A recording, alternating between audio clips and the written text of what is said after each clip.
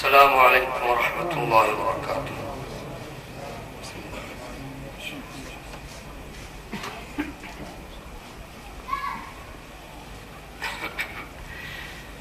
بزرگوں اور بھائیوں، قابل صد احترام علماء کرام، حفاظ کرام اور قرائے اعظام، یہ ہمارے لیے اور ہر مسلمان کے لیے جو یہاں تشریف فرما ہے بڑی خوش بختی کا مقام ہے کہ ہم آج محض اور صرف محض اللہ کے کلام مقدس کی محبت میں اس کو سننے کے لیے تشریف فرمائیں۔ یہ اللہ کی توفیق دینے کی بات ہے۔ بزرگوں اور بھائیوں، قرآن کریم کی مجلس کی کیا قدر ہے، کیا عظمت ہے،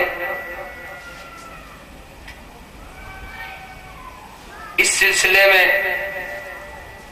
ہم کو جناب رسول کریم صلی اللہ علیہ وسلم کے قول و عمل سے رہنمائی حاصل ہو سکتی ہے۔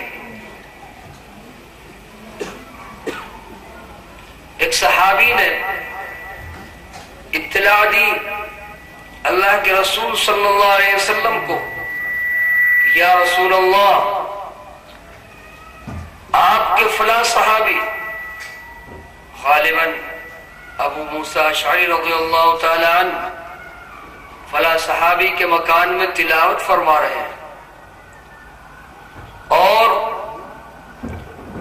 وہاں بہت سے صحابہ جمع ہو کر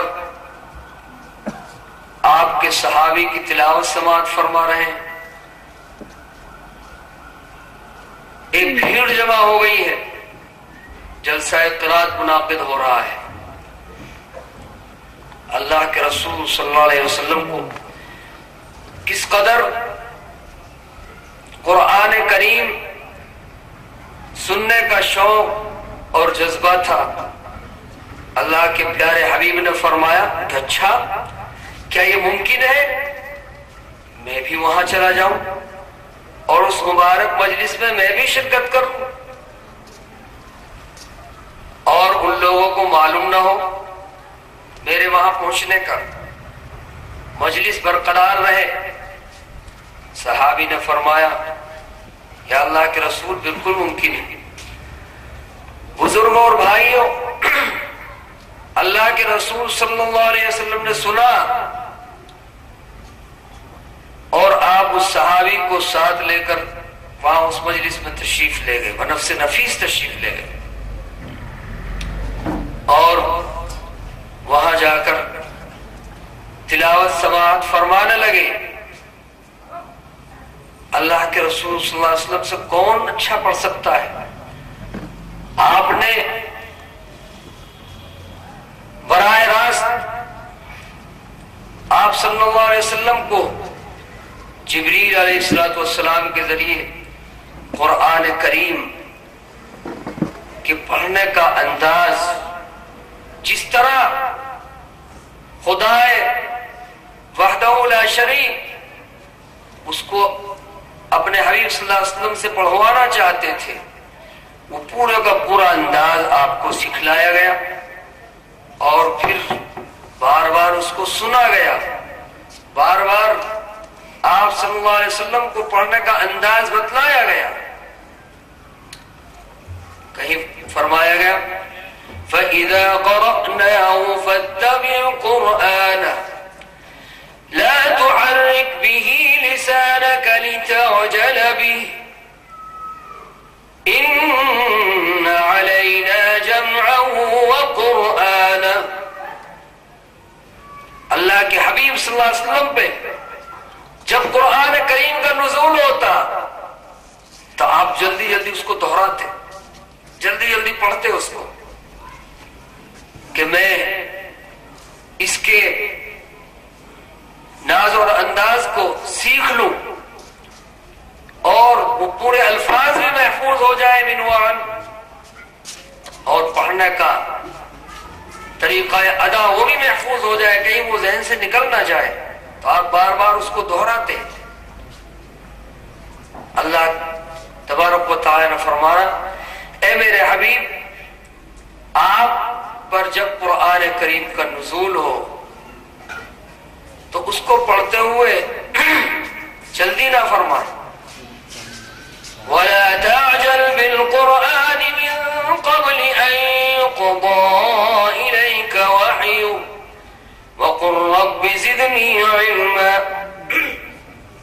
اے میرے حبیب، آپ کو یہ خطرہ ہے کہ آپ بھول جائیں گے جو آپ کو سکھلایا جا رہا ہے، جو قرآن کریم آپ پر نازل ہو رہا ہے، آپ اس کو بھول جائیں گے؟ ہرگز ایسا نہیں۔ إِنَّ عَلَيْنَا جَمْعَهُ وَقُرْآنَهُ، قرآن کریم کا جمع کرنا اور پھر جس طرح ہم آپ سے پڑھوانا چاہتے ہیں آپ، اور پھر آپ کے بعد آپ کے صحابہ اور آپ کی امت سے پڑھوانا چاہتے ہیں، یہ ہماری ذمہ داری ہے۔ إِنَّ عَلَيْنَا جَمْعَهُ وَقُرْآنَهُ فَإِذَا قَرَأْنَاهُ فَاتَّبِعْ قُرْآنَهُ، جب ہم جبریل علیہ السلام کے ذریعے قرآن کریم کو پڑھ چکے ہیں اور آپ پر نازل ہو جائے آیتیں، تو اس کے بعد آپ پھر منوار اسی طرح پڑھنے کی کوشش کیجئے، اسی طرح انداز سے پڑھنے کی کوشش کیجئے جس طرح آپ پر قرآن کریم کا نزول ہو۔ تو بزرگوں اور بھائیوں، اللہ کے رسول صلی اللہ علیہ وسلم بعض مرتبہ صحابہ کا سننے کے لیے تشریف لے جاتے تھے قرآن کریم۔ ایک مرتبہ ام المؤمنین حضرت عائشہ صدیقہ رضی اللہ تعالی عنہ کہیں تشریف لے گئی تھی، آنے میں تاخیر ہوئی۔ اللہ کے رسول صلی اللہ علیہ وسلم نے فرمایا مالک یا عائشہ لماذا ابطأتی، یا عائشہ کیا بات ہوئی، تاخیر کیوں ہو گئی؟ حضرت عائشہ صدیقہ رضی اللہ تعالی عنہا نے فرمایا یا اللہ کے رسول، میں راستے سے گزر رہی تھی، میں نے دیکھا کہ آپ کے ایک صحابی قرآن کریم پڑھ رہے ہیں گھر میں بیٹھے ہوئے، کسی بیٹھک میں یا کسی کمرے میں جو راستے کے متصل تھا، قرآن کریم کی تلاوت فرما رہے ہیں۔ یا اللہ کے رسول، اتنے خوبصورت انداز سے وہ تلاوت فرما رہے تھے، اتنے میٹھے انداز سے تلاوت فرما رہے تھے کہ میرے قدم وہیں جمے کے جمے رہ گئے، اور میں کافی دیر تک قرآن کریم وہاں کھڑے ہو کر سنتی رہی، اس لیے مجھ کو تاخیر ہو گئی۔ اللہ کے رسول صلی اللہ علیہ وسلم وہاں سے اٹھے اور اسی مکان کی طرف تشریف لے گئے جہاں ایک صحابی رسول تلاوت کلام اللہ فرما رہے تھے۔ لکھا ہے کہ حضور کریم صلی اللہ علیہ وسلم تشریف لے گئے اور آپ بھی اسی طرح راستے میں کھڑے ہو کر قرآن کریم کی سماعت فرما رہے ہیں۔ اللہ کے حبیب جو محبت وحی، جن پر قرآن کریم کا نزول ہوا، جس کو براہ راست اللہ تبارک و تعالی نے قرآن کریم کے تمام طرز اور انداز کو سکھایا، وہ قرآن کریم راستے میں کھڑے ہوئے سن رہے ہیں۔ صحابی اور رسول قرآن پڑھتے جا رہے ہیں اور اللہ کے رسول سننے میں محروم ہیں، سن رہے ہیں۔ کافی دیر تک آپ سماعت فرماتے رہے۔ جب تلاوت ختم ہو گئی تو اللہ کے حبیب صلی اللہ علیہ وسلم نے فرمایا اور اللہ کا شکر ادا کیا، الحمدللہ الذی جعل فی امتی مثلک، اللہ تبارک و تعالیٰ کا بہت ہزارہ شکر ہے، اس کا جتنا شکر ادا کیا बजाय कम है कि उसने मेरी उम्मत के अंदर तुम जैसा कुरान करीम पढ़ने वाला पैदा फरमाया। वो कौन थे? अब्दुल्लाह बिन मसऊद रज़ियल्लाहु ताला अन्हु थे। सहाबी रसूल और सहाबा की जमात के बड़े कुर्रा में शुमार था अब्दुल्लाह बिन मसऊद रज़ियल्लाहु ताला अन्हु। बुजुर्गों और भाइयों, कुरान करीम बेहतरीन पढ़ने और पढ़ाने वाला पैदा हो जाना यह अल्लाह की बहुत बड़ी नेमत है, बहुत अजीम नेमत है। और कुरान करीम का इस तरह शौक और ज़ौक़ के साथ सुनने के लिए जमा हो जाना ये भी बड़ी सआदत मंदी की बात है। अल्लाह तबारक व तआला हम सबको इसकी कदर करने की तौफीक अता फरमाए। और जिन हजरात ने इस मजलिस का एहतमाम फरमाया है और जो बाज़ाब्ता बहुत से हजरात दूर दराज से हमारे खासकर उलमा हजरात, कुर्रा हजरात, हफ़ाज़ किराम महज इस मजलिस में शिरकत के लिए दूर दराज से अपने वक्त की कुर्बानी देकर कुरान के लिए तशरीफ लाए, ये बड़ी सआदत मंदी की बात है। अऊज़ु बिल्लाहि मिनश शैतानिर रजीम।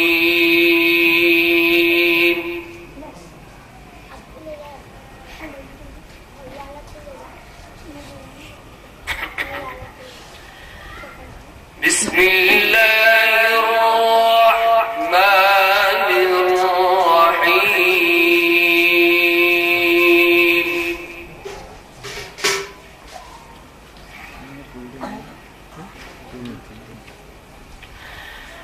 क़ुल लिइबादियल्लज़ीना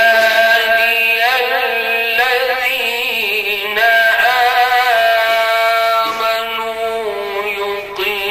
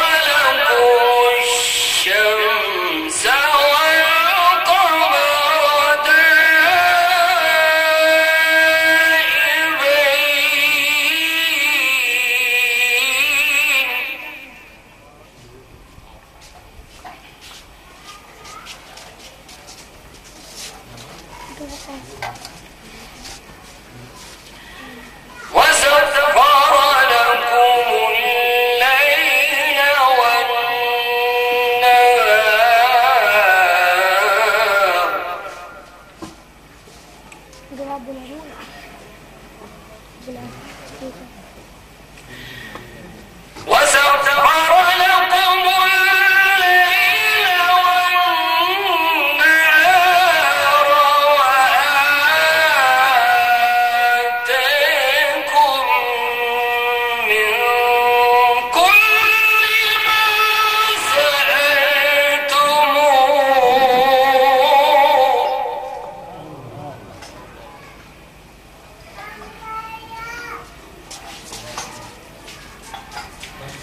وإن تعدوا نعمة الله لا تحصوها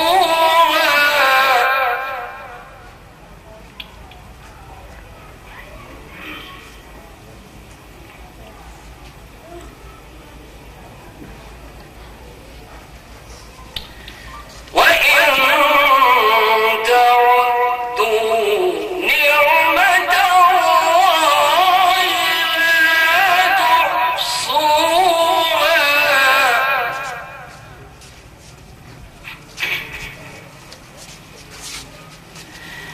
إن الإنسان لظلوم كفار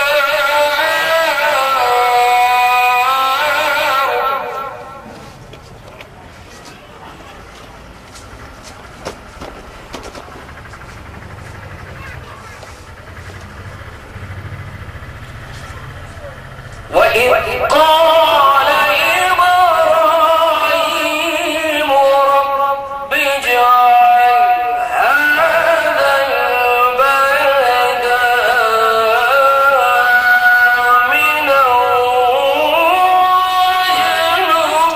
واجنبني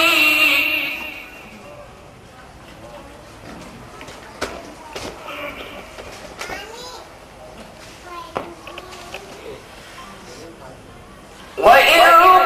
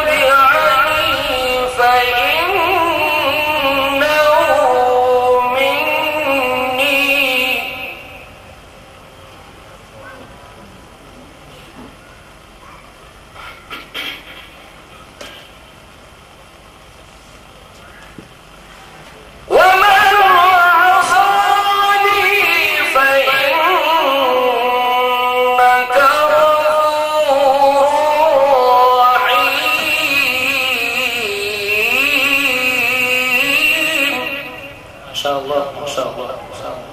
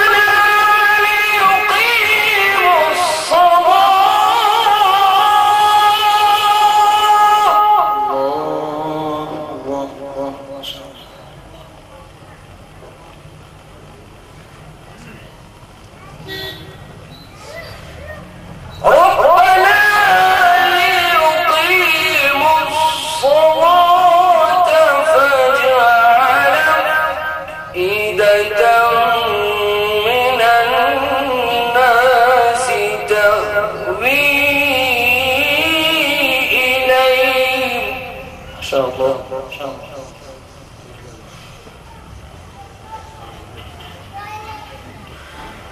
فاجعل أفئدة من الناس تهوي إليهم وارزقهم من الثمرات. الله الله سبحان الله سبحان الله ما شاء الله.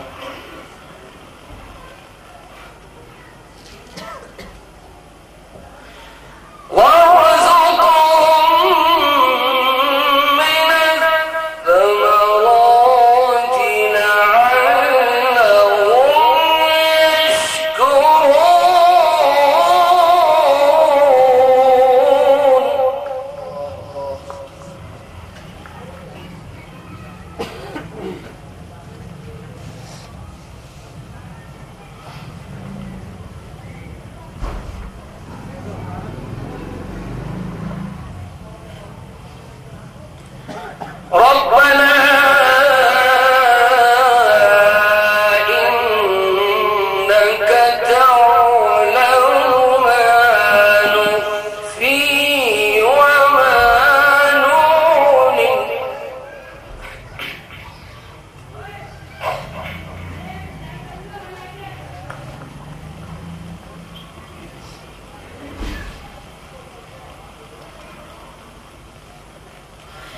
ربنا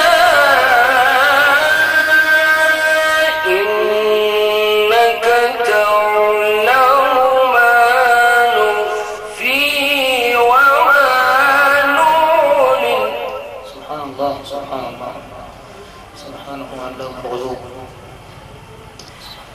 وما يخفى على الله من شيء في الأرض ولا في السماء. ما شاء الله ما شاء الله ما شاء الله. الله الحمد لله. ما شاء الله الحمد لله ما شاء الله. الحمد لله.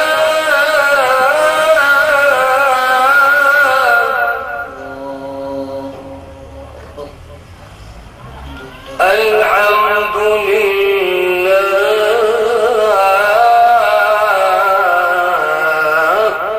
الله أكبر ولله الحمد. ما شاء الله. الحمد لله.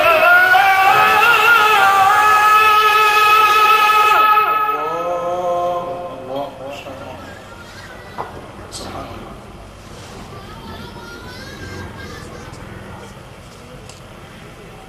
الحمد لله الذي وهب لي على الكبر إسماعيل وإسحاق. سبحان الله سبحان الله ما شاء الله.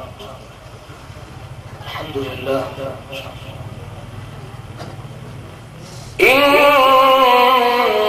ربي لسميع الدعاء.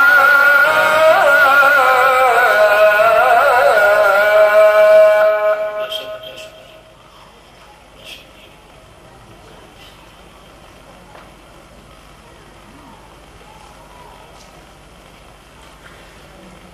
الحمد لله الذي وهب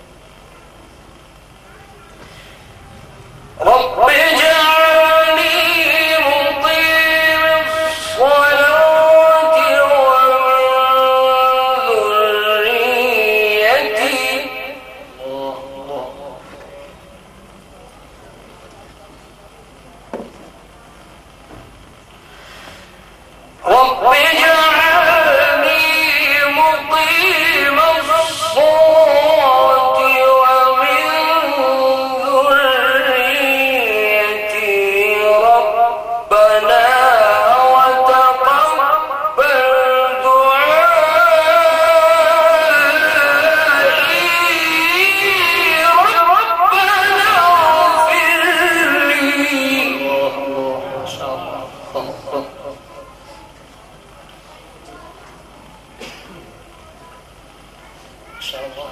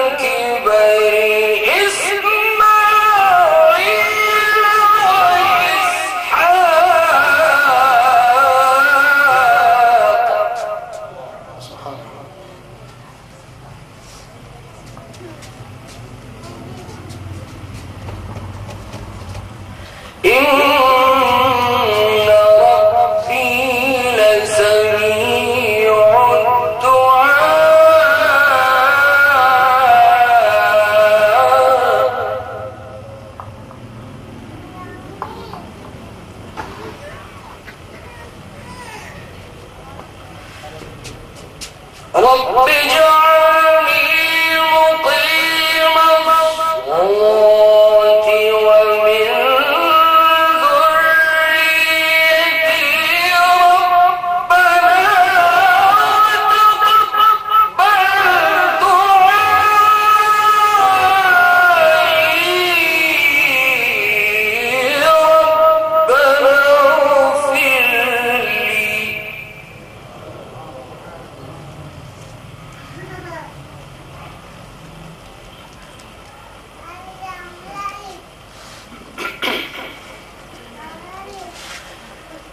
ربنا اغفر لي. ربنا اغفر لي ولوالدي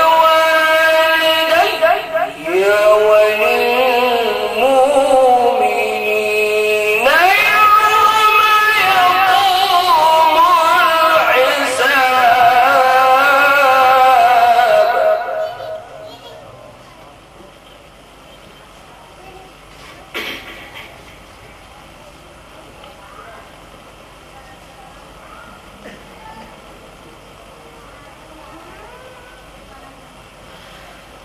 ربنا اغفر لي ولوالدي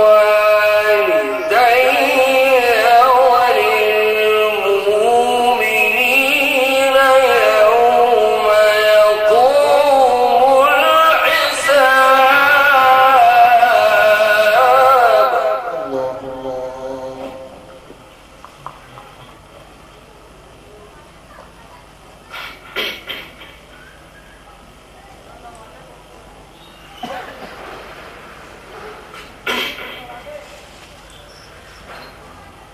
بسم الله الرحمن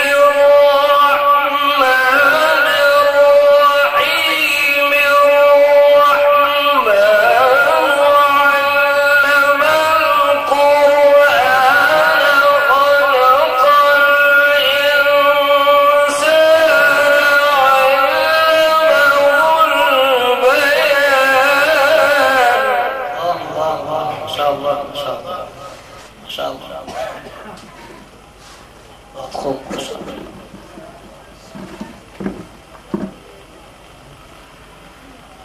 الشمس والقمر بحسبان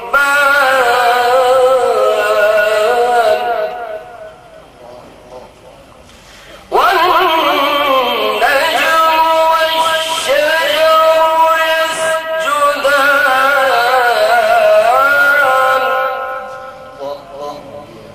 سبحان الله.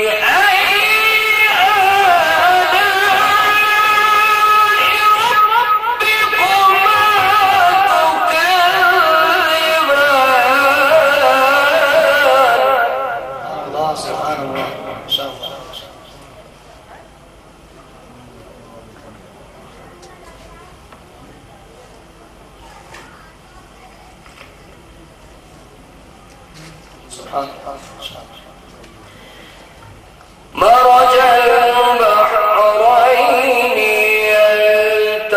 يلتقيان بينهما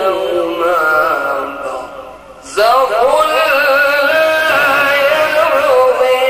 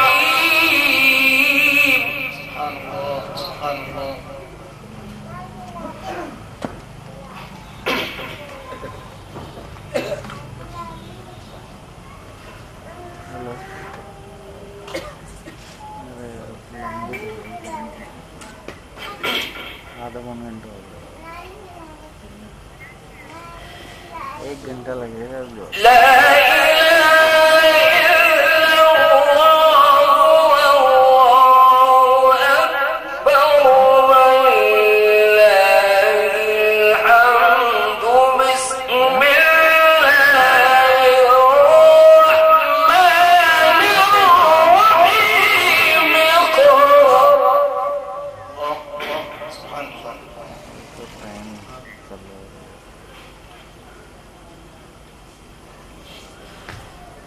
اقرأ باسم ربك الذي خلق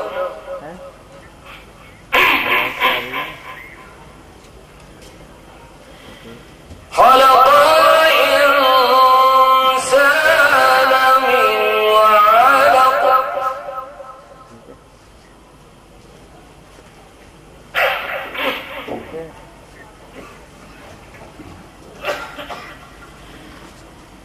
بسم الله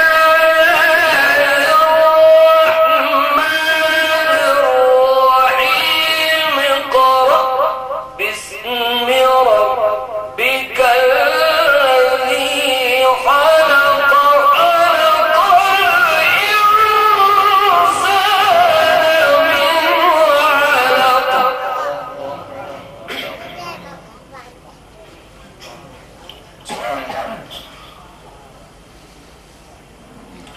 اقرأ وربك الأكرم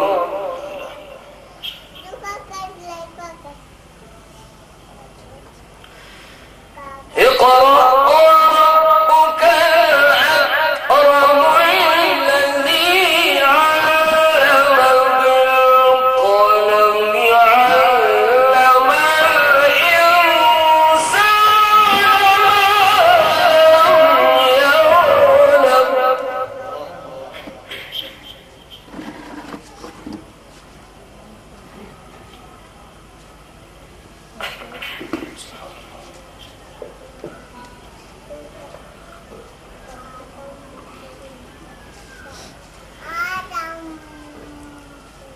الله أكبر بسم الله الرحمن الرحيم اقرأ باسم ربك الذي خلق خلق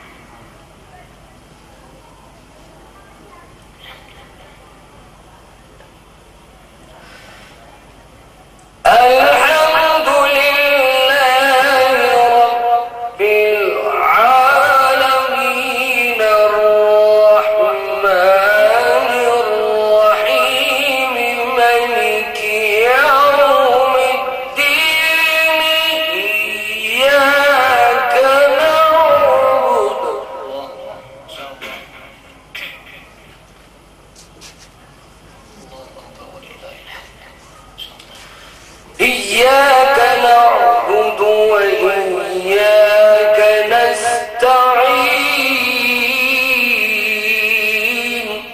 سبحانه وتعالى. ما شاء الله.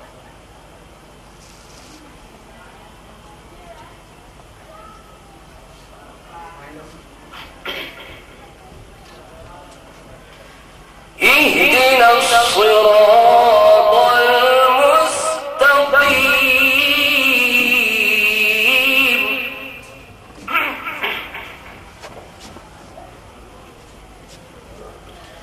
اهدنا الصراط المستقيم.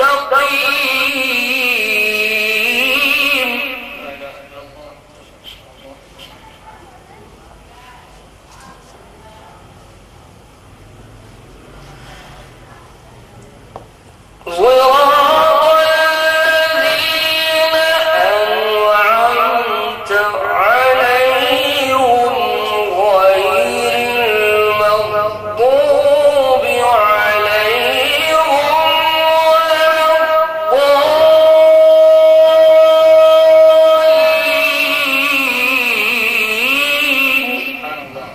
الله أكبر. الله أكبر.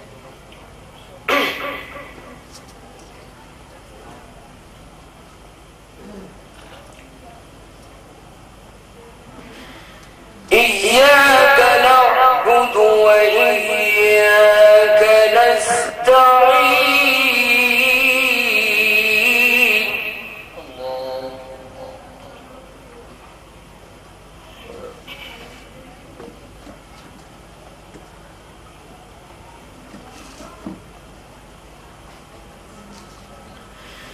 اهدنا الصراط المستقيم.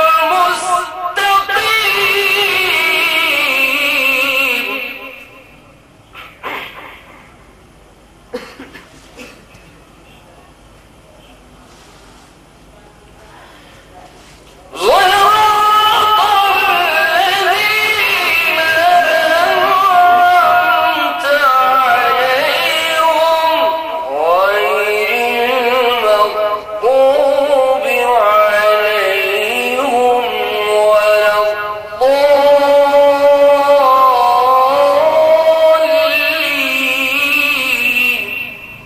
الله. الله.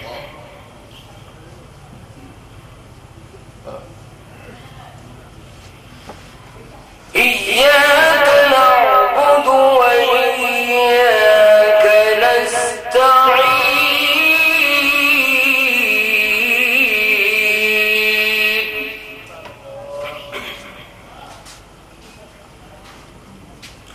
اهدنا الصراط المستقيم.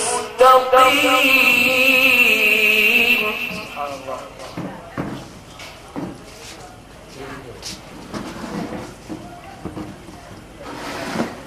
صراط الذين أنعمت عليهم غير المغضوب عليهم ولا الضالين.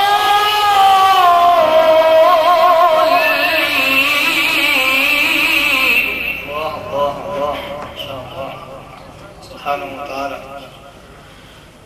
صراط الذين أنعمت عليهم غير المغضوب عليهم ولا الضالين.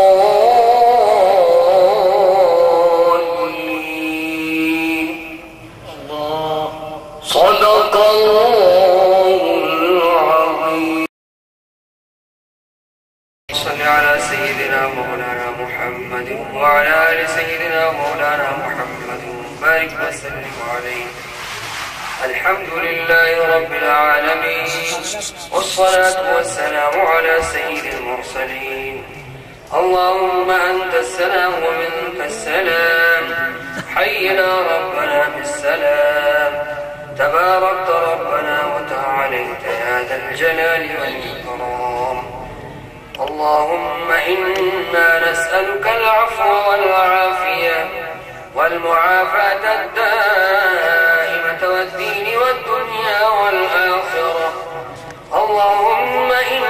إنك عفو كريم تحب العفو فاعف عنا يا كريم. اللهم ارزقنا علما نافعا ورزقا واسعا وشفاء من كل داء. اللهم اكفنا بحلالك عن حرامك. اللهم اكفنا بحلالك عن حرامك واغننا بفضلك عمن سواك. واغننا بفضلك عمن سواك. لا إله إلا أنت سبحانك إني كنت من الظالمين. اللهم إنا نسألك العفو والعافية والمعافاة الدائمة في الدين والدنيا والآخرة. لا إله إلا الله الحليم الكريم. سبحان الله رب العرش العظيم. نسألك موجبات رحمتك وعزائم مغفرتك والغنيمة من كل بر والسلامة من كل إثم. اللهم لا تدع لنا ذنبا إلا غفرته ولا هما إلا فرجته ولا دينا إلا قضيته ولا مريضا إلا شفيته ولا كربا إلا نفسته ولا حاجة هي لك رضا إلا قضيتها يا أرحم الراحمين يا أرحم الراحمين. لا إله إلا الله الحليم الكريم. سبحان الله رب العرش العظيم. ربنا آتنا في الدنيا حسنة وفي الآخرة حسنة وقنا عذاب النار. واعف عنا واغفر لنا وارحمنا أنت مولانا فانصرنا على القوم الكافرين. یا خدا ہمارے گناہوں کو معاف فرما، ہمارے خطاؤں کو درگزر فرما، ہماری سیئات کو حسنات سے مبدل فرما. اے اللہ ہم سب کو اپنی رحمت کے اندر لے لے. یا اللہ سر سے لے کر پیر تک ہم گناہوں میں ڈوبے ہوئے ہیں. اے اللہ ہم سب سراپا تقصیر ہیں، ہم سب کے گناہوں کو معاف فرما دے، ہم سب کو درگزر فرما دے. اے خدا تو نے اگر ہم کو معاف فرما دیا تو ہم سب کا کام بن جائے گا. تیری رحمتوں کے خزانے میں کوئی کمی نہیں آئے گی. یا خدا ہم سب کو معاف فرما دے، بال بال معاف فرما دے. ہمارے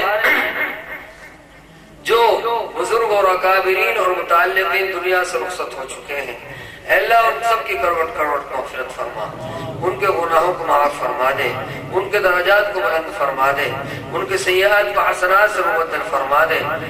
اے اللہ اسلام اور مسلمانوں کی مدد فرما. اے اللہ اسلام کا بول بالا فرما. اے اللہ کفر اور شرک کو ختم فرما دے، قرآن اور سنت کو زندہ فرما دے. اے اللہ آج کی جو مجلس ہوئی ہے اس کو بے حد طور پر قبول فرما. اے اللہ جو کرنے والے ہیں اور جو تعاون کرنے والے ہیں، جس طرح سے بھی انہوں نے تعاون فرمایا ہے، اے اللہ اس قرآن کریم کی محبت والے تعاون کو قبولیت سے نواز دے. اے اللہ اس تعاون کو اے اللہ اپنے خوشنودی کا ذریعہ بنا دے، اپنی محبت کا ذریعہ بنا دے، ان کی مغفرت کا ذریعہ بنا دے. اے اللہ ہم سب کو قرآن کریم کی رحمتوں سے نواز دے، برکتوں سے نواز دے، قرآن کریم کے انوارات سے نواز دے.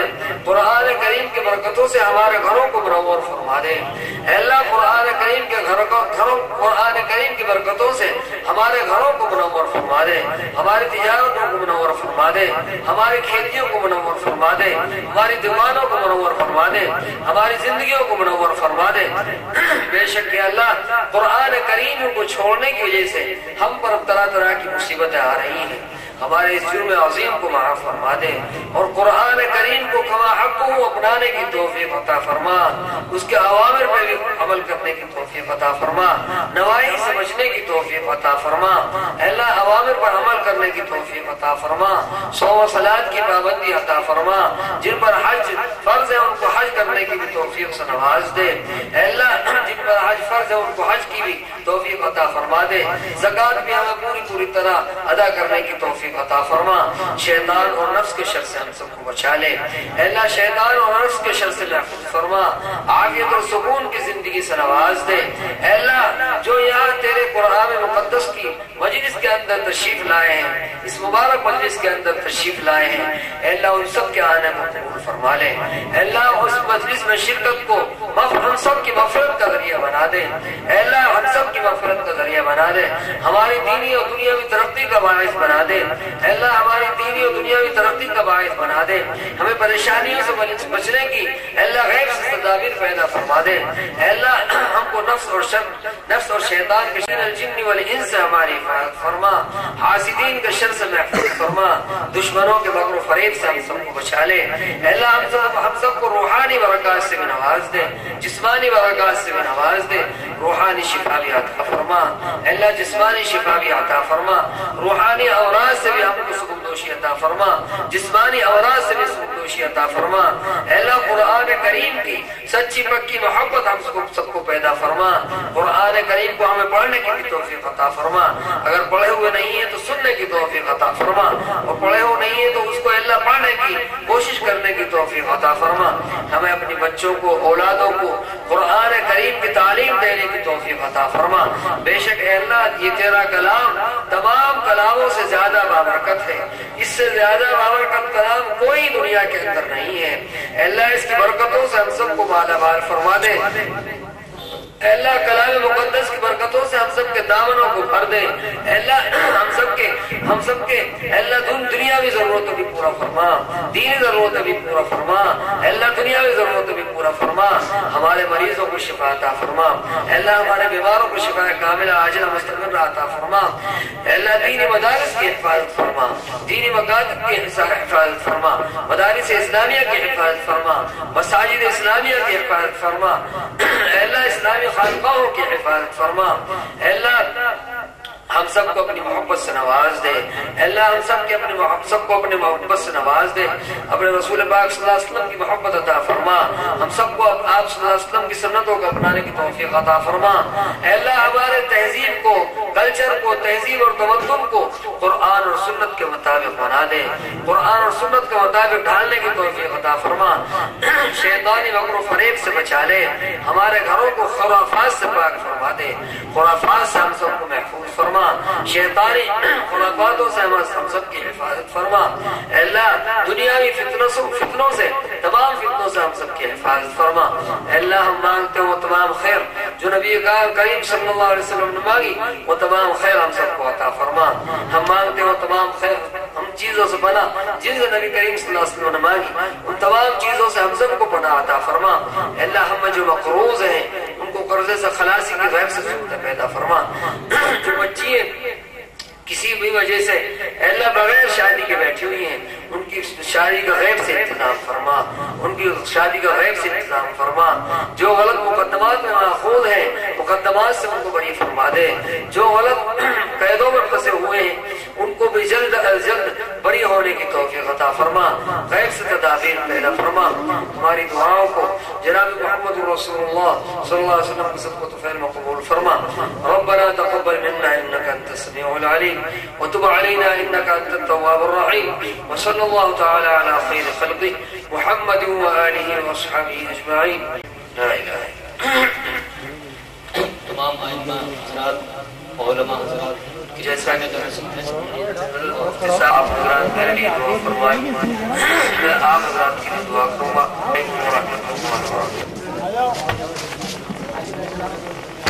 ارے چاچا سب اپنی جگہ تشریف فرما رہے ہیں اور بیٹھے بیٹھے سلام کر رہے ہیں اور راستہ چھوڑ کر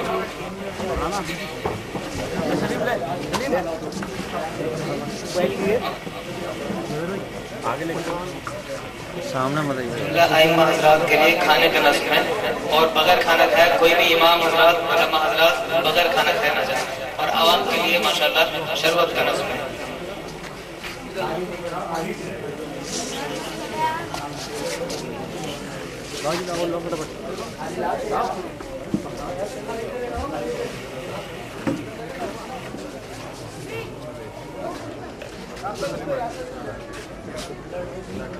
لا لا